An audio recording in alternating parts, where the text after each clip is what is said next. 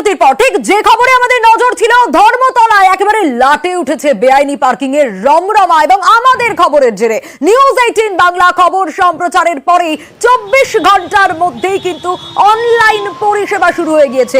Esplanade east যে ছবি আপনারা দেখছেন, পার্কিং লটে কিন্তু মাস পাঁচেক ছিল না এই অনলাইন বিলের মেশিন।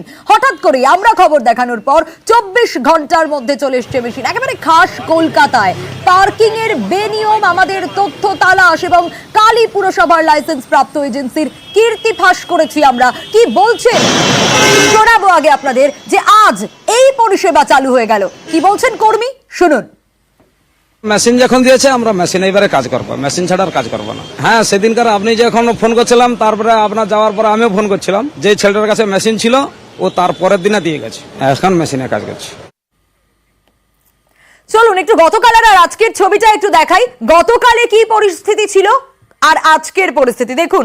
একেবারে 24 ঘন্টার গ্যাপ, তার মধ্যেই কিন্তু একেবারে অনলাইন পরিষেবা চালু হয়ে গিয়েছে, বিল দেওয়া হচ্ছে অনলাইনে।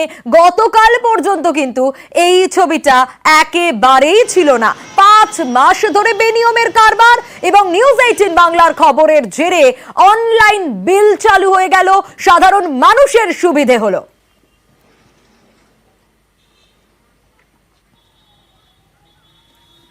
ওই মেশিন অ্যাকচুয়ালি আমাদের এমপ্লয়ি যা পার্মানেন্ট ছিল ও নিয়ে রেখে নিয়েছিল। আমরা অনেকবার ফোন করেছিলাম, ও দেয়নি। ফরচুনেটলি বলুন বা এটা বলুন অ্যাক্সিডেন্টলি আপনি ওনাকে ধরলেন, উনি যখন মিডিয়াতে বাইট দিয়েছে তারপরে পুরো প্রবলেমে পড়ে গেছে। আবার ছুটে ছাটে আমাকে ফোন করলো, আমি ওনার বাড়ি গেলাম, মেশিনটা নিয়ে এলাম, আর মেশিন দিয়ে কাজ হচ্ছে। থ্যাংক ইউ আপনার চ্যানেল 18কে আমি বলবো। আমাদের এখানে রেড চার্জ লাগানো আছে, আপনি দেখে নিতে পারবেন। 10 টাকা করে পুরো রেড চার্জ আছে। তো এটা তো সবাই একনলেজ। এখন যদি কেউ 10 টাকা জায়গায় 20 টাকা দিচ্ছে, তার ওকে তো রিসিপ্ট নেওয়ার উচিত। ও নিচ্ছে না, সেটা তো আমাদের দেখানে। আমি কত দেখবো, কত জায়গা দেখবো, আপনি বলুন। আর বেআইনি পার্কিং রুখতে কড়া পুরসভাও। যত্রতত্র পার্কিং, যথেচ্ছ টাকা তোলা, সব বেনিয়ম বন্ধ করতে মরিয়া কেএমসি। এবার সারপ্রাইজ ভিজিটের হুঁশিয়ারি দিলেন মেয়র ফেরহাদ হাকিম। আমাদের এখানে মনিটরিংটা আরো বাড়াতে হবে, কারণ ইলিগাল অ্যাক্টকে কোন রকমের সমর্থন করা যায় না। যেটা নিয়ম সেই নিয়মের মানতে হবে। আধিকারিকদের বলবো যে একটু সাডেন ভিজিট করে, নিজেরাই গাড়ি চালিয়ে যাওয়া বা হঠাৎ করে গিয়ে সারপ্রাইজ ভিজিট করে এগুলো দেখা যায়, যাতে ইলিগাল কাজগুলো না। আর নজর রাখার চেষ্টা করব পার্কিং এর বেনিয়ম, কিন্তু মান্থলি পার্কিং এর এখতিয়ার নেই লাইসেন্স প্রাপ্ত এজেন্সির। কিন্তু মান্থলি পার্কিং মাসে নেওয়া হচ্ছে 4000 টাকা। কোথায় যাচ্ছে সেই 4000 টাকা? মান্থলি পার্কিং এর ফি নিতে পারে শুধুমাত্র পুরসভায়, সাফ জানিয়ে দিয়েছেন মেয়র ফেরহাদ হাকিমও। আরো বিস্তারিত জানবো অমিতের কাছ থেকে এ বিষয়। অমিত, এই যে মান্থলি 4000 টাকা নেওয়া হচ্ছে, কেন নেওয়া হচ্ছে? এটা তো নেওয়ার এখতিয়ার নেই, এটা তো পুরসভা নিতে পারে একমাত্র। কিন্তু এই এজেন্সি কেন নিচ্ছে? টাকাটা যাচ্ছে কোথায়, কাদের কাছে? একেবারে এই প্রশ্নই আমাদের ছিল হচ্ছে যিনি এখানকার পার্কিং সংস্থার যিনি মালিক রয়েছেন তার কাছে, যে কলকাতা পুরসভার নিয়ম অনুযায়ী উনি নিজেও বলছেন যে মান্থলি পার্কিং নেওয়া যায় না। তাহলে এখানে বেশ কিছু গাড়ি মান্থলি পার্কিং হিসেবে রাখা হয়। তার মধ্যে একটি গাড়ি আমি আরও একবার দেখাতে বলবো ক্যামেরা পার্সনকে। দেখো, এখানেই রাখা আছে। এই যে গাড়িগুলো দেখতে পাচ্ছ, এই গাড়িগুলো কিন্তু এখানে মান্থলি পার্কিং সিস্টেমে রাখা হয়। তারা মান্থলি পার্কিং বাবদ এখানকার যিনি চালক রয়েছেন তিনি এসে এখানে যারা পার্কিংয়ের যারা কর্মী রয়েছে তাদের হাতে মাসে 4000 টাকা করে তুলে দেন। এবং 4000 টাকার যে তুলে দিচ্ছেন তার বাবদ কোনো স্লিপ কিন্তু তাকে দেওয়া হচ্ছে না, কোনো প্রিন্টিং স্লিপ তাকে দেওয়া হয় না, কোনো বিল তাকে দেওয়া হয় না। কিন্তু এখানে এই গাড়িগুলো কিন্তু মান্থলি পার্কিং হিসেবে কিন্তু এখানে পার্ক করা হয়। তারা দিনের যে কোনো সময় আসেন তাদেরকে এখানে পার্কিং দেওয়া হয় এবং মাসে 4000 টাকা করে তারা দিচ্ছেন এই সংস্থাকে। তাহলে আমাদের প্রশ্ন, এই 4000 টাকা তাহলে কে পাচ্ছেন? কলকাতা পুরসভা তরফে স্পষ্ট করা হয়েছে যে কলকাতা পুরসভাই একমাত্র পারে মান্থলি পার্কিংয়ের টাকাটা তারা নিতে। তার বাইরে কোনো যে সমস্ত এজেন্সিকে লাইসেন্স দেওয়া হয়েছে পার্কিং দেখভালের জন্য, তাদেরকে কিন্তু এই মান্থলি পার্কিং দেখার কোনো এখতিয়ার নেই। তাহলে মাসিক টাকা যে 4000 টাকা করে দেওয়া হচ্ছে এই সংস্থাকে, তাহলে সেই টাকা কোথায় যাচ্ছে? ওই মালিকই, এই সংস্থা যিনি মালিক রয়েছেন তিনি হিসেব যেটা আমাদেরকে দিচ্ছিলেন যে দিনে 10 ঘন্টা করে এই গাড়িগুলো যদি থাকে তাহলে 100 থেকে 150 টাকা, এবং মাসের হিসেব করলে 30 দিনে সেটা গিয়ে দাঁড়াচ্ছে 4,500 টাকা। 4,500 টাকা 4 দিন বাদ দিলে সেটা গিয়ে দাঁড়ায় 4,000 টাকা। 4,000 টাকা করে দেওয়া হচ্ছে, তাই কিন্তু মান্থলি পার্কিংয়ের সিস্টেম যখন নেই, তাহলে 4,000 টাকার বিল কিভাবে দেওয়া হবে এই প্রশ্ন তিনি বলছেন, কিন্তু তিনি কিন্তু টাকা দিচ্ছেন, তার কাছে কোনো জবাব নেই যে এই 4,000 টাকা তারা কি হচ্ছে। তাহলে এই 4,000 টাকা কি ধরে নিতে হয় এই সংস্থার কাছেই থাকছে, পুরসভা কি সেই টাকা পাচ্ছে না? তাহলে তাহলে মানে পুরসভাকে ফাঁকি দেওয়া হচ্ছে, এই 4,000 টাকা করে তাহলে এই কোম্পানির কাছে থেকে যাচ্ছে। এই প্রশ্নই আমাদের উঠছে যে যেখানে পুরসভা স্পষ্ট করে দিচ্ছে যে মান্থলি পার্কিং কেবলমাত্র পুরসভার এখতিয়ারভুক্ত কোনো এজেন্সি যাদেরকে লাইসেন্স দেওয়া হচ্ছে তারা মান্থলি পার্কিং দেখতে পারবেন না, কিন্তু এখানেই এই জায়গাতেই বেশ কিছু ড্রাইভার মানে একেবারে অমিত, তুমি ঠিক যেটা বলছিলে, এবং মান্থলি পার্কিং এর ফি তো নিতে পারে শুধু পুরসভাই, এমনটা কিন্তু সাফ ফিরাদ হাকিম মেয়রও জানিয়ে দিয়েছেন। শুনুন। মান্থলি পার্কিং যদি হয় তাহলে সেটা কর্পোরেশন করবে, কেউ প্রাইভেটলি দিতে পারে না। যে আধিকারিকরা গিয়ে এটাও দেখবেন। আমার একটা অফিস আছে, আমি সামনে 3টে গাড়ি রাখতাম, সেটা আমার কর্পোরেশনকে অ্যাপ্লাই করতে হবে, কর্পোরেশন দেবে। সেটা প্রাইভেটলি যে ডেলি যার কালেকশন তার অধিকারের মধ্যে নেই।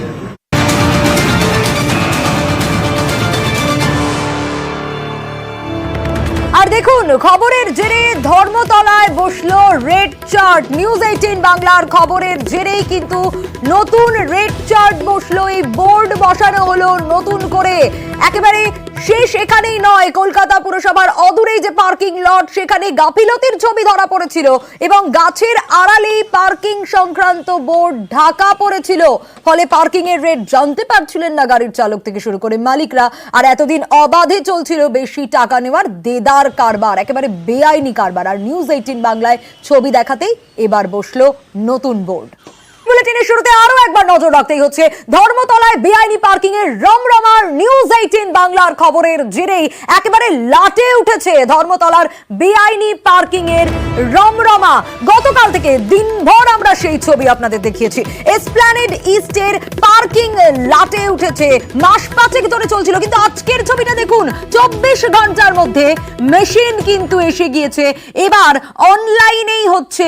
এতদিন পর্যন্ত কিন্তু বেশ কয়েক মাস ধরে সেখানে কিন্তু অনলাইন বিল দিচ্ছিলেন না তারা, কিন্তু এই 24 ঘন্টায় আমরা খবর দেখানোর পরেই, নিউজ 18 বাংলা খবর দেখানোর পরেই 24 ঘন্টার মধ্যে ফিরলো অনলাইন বিলের মেশিন। আজকের ছবি এটা, যখন কিন্তু অনলাইনে বিল বেরোচ্ছে এবং সেগুলোই মানুষকে দেওয়া হচ্ছে। মেশিন যখন দিয়েছে আমরা মেশিন এবারে কাজ করবো, মেশিন ছাড়া আর কাজ করবো না। হ্যাঁ, সেদিনকার আপনি যখন ফোন করছিলাম, তারপরে আপনার যাওয়ার পরে আমিও ফোন করছিলাম, যে ছেলেটার কাছে মেশিন ছিল ও তার পরের দিনে দিয়ে গেছে, এখন মেশিনে কাজ করছে। চাপের মুখে ফিরলো অনলাইন পরিষেবা। গতকাল কি ছিল আর আজকের ছবিটা দেখাবো। দেখুন আজকের ছবিটা, আজকে ঠিক এই ছবিটা ধরা পড়ছে। একেবারে বিল চলে এসছে এবং সেই বিলই দেওয়া হচ্ছে। দেখুন গাড়িতে লাগিয়ে দেওয়া হলো। আর গতকালের ছবিটা একটু আপনাদের দেখাবো, গতকালের ছবি আপনাদের দেখাবো। এবার দেখুন, একদিকে গতকালের ছবি যেখানে কিন্তু কোনো অনলাইন পরিষেবা নেই এবং লাটে উঠেছে ধর্মতলায় বেআইনি পার্কিং এর কারবার।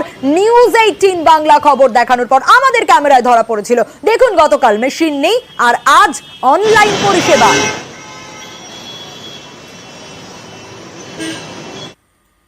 আর ঠিক এই ছবি যখন ধরা পড়ছে, অমিতের কাছ থেকে আরো ডিটেল জানার চেষ্টা করব আমরা। অমিত রয়েছেন আমাদের সঙ্গে, অমিতের কাছ থেকে জানবো।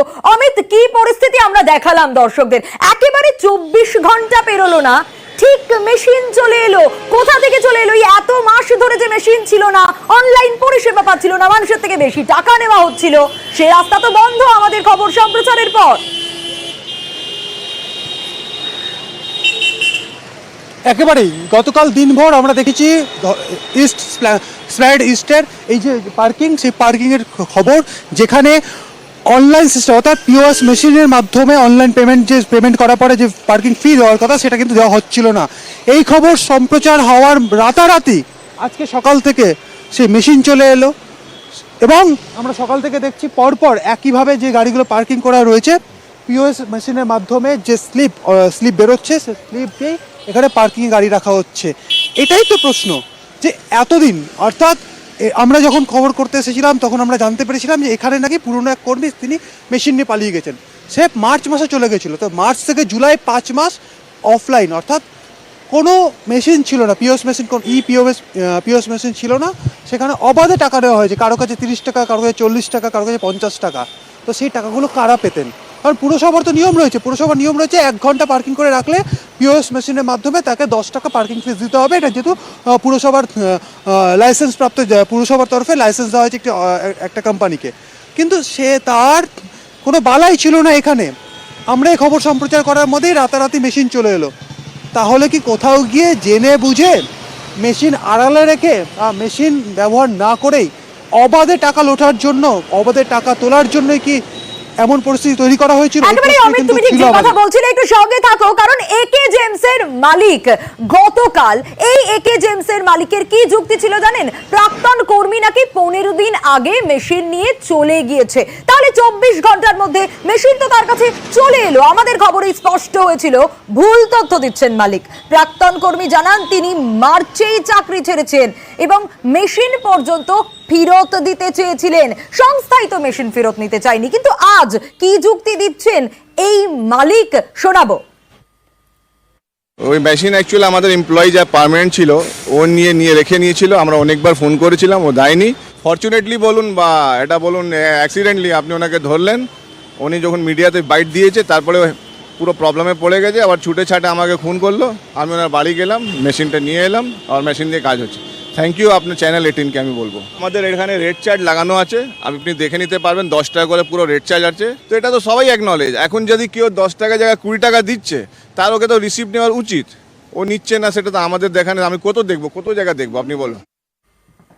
ড্রাইভার কি বলছেন? ড্রাইভার বলছেন যে রোজকার এই হয়রানি, একের পর এক হয়রানি থেকে কোথাও গিয়ে মুক্তি পাওয়া যাচ্ছে। হ্যাঁ, পিন স্লিপ দিয়েছে তো গাড়িতে। না স্যার, এর আগে স্লিপ দিত না, ও ঘন্টা সিস্টেম ছিল একটা।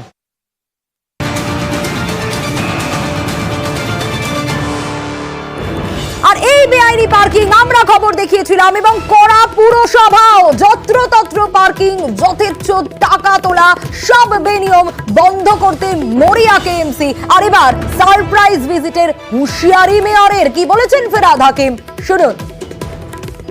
আমাদের এখানে মনিটরিংটা আরো বাড়াতে হবে, কারণ ইলিগাল অ্যাক্টকে কোনো রকমের সমর্থন করা যায় না। যেটা নিয়ম সেই নিয়মের মানতে হবে। আধিকারিকদের বলবো যে একটু সার্টেন ভিজিট করে, নিজেরই গাড়ি চালিয়ে যাওয়া বা হঠাৎ করে গিয়ে সারপ্রাইজ ভিজিট করে এগুলো দেখা যায়, যাতে ইলিগাল কাজগুলো না। মেয়র ফিরাদ হাকিমের কথা শুনলেন, একেবারে সারপ্রাইজ ভিজিট করা হবে, যে কোনো বেনিয়ম সহ্য করা হবে না, সব বন্ধ করতে হবে। আরো বিস্তারিত অমিতের কাছ থেকেই আমরা জানবো। অমিত, একেবারে স্পষ্ট জানিয়ে দিলেন মেয়র ফিরাদ হাকিম, কলকাতা পুরসভাও তৎপর, কোনো বেনিয়ম সহ্য করা হবে না।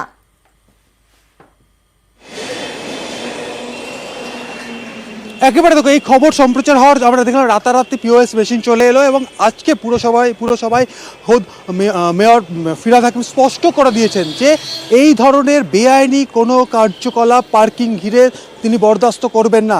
যারা পার্কিং ডিপার্টমেন্টে যারা অফিসার রয়েছেন, যারা আধিকারিক রয়েছেন, তাদেরকে সারপ্রাইজ ভিজিটে যেতে হবে। অর্থাৎ তারা নিজেরা গাড়ি নিয়ে বেরোবেন, তারা বিভিন্ন পার্কিংয়ে যাবেন এবং গাড়ি রেখে তারা সারপ্রাইজ ভিজিট করে দেখবেন যে এখানে যে পুরসভার লিগালাইজ যে সমস্ত বা লাইসেন্সপ্রাপ্ত যে সমস্ত এজেন্সিকে বরাদ দেওয়া হয়েছে, তারা নিয়ম মেনে, অর্থাৎ পিওএস মেশিন মেনে অনলাইন পেমেন্টের মাধ্যমে তারা বিল দিচ্ছে কিনা বা পার্কিং ফি দিচ্ছে কিনা, এই বিষয়টা লক্ষ্য রাখতে হবে। এবং লক্ষ্য রাখার জন্য সারপ্রাইজ ভিজিটের কিন্তু নিদান দিচ্ছেন পুরসভার তরফে। এবং মেয়র কিন্তু স্পষ্ট করে দিয়েছেন যে কোনো রকম এই ধরনের বেআইনি কাজ কিন্তু বরদাস্ত করা হবে না পার্কিংকে কেন্দ্র করে। একেবারে অমিত, সঙ্গে থাকো, এখানেই শেষ নয়, আরো রয়েছে।